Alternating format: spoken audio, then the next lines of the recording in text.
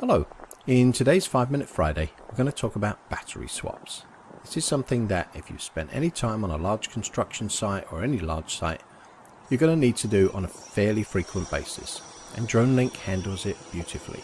So let's take a look at what happens once the drone returns to home, and then what happens after the battery has been swapped. Let's get to it. Return to home can be triggered by a number of different events. The primary ones are the battery percentage that you set in the DJI app has been reached, and that's triggered the return to home.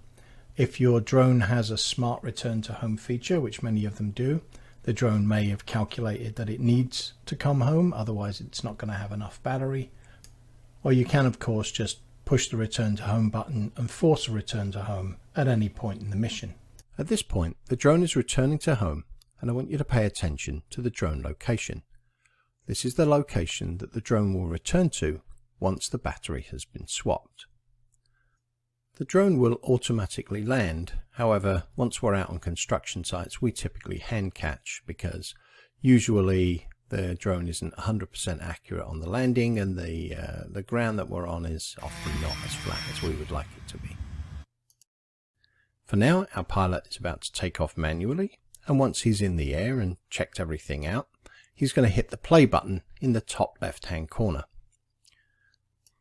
It will ask him to confirm the takeoff location because that's not actually where the start of the mission is. Once confirmed, Dronelink will go through its calculations, and then it will head back to the resume point.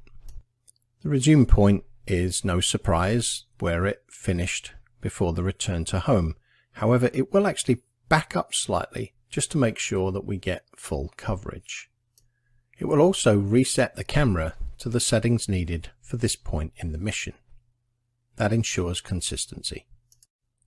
And that's it. At that point, it will go back to taking photos or video, and we can start waiting for the next battery swap. Anyway, I hope you found that useful. As always, I love to receive your comments, so feel free to let me know your thoughts.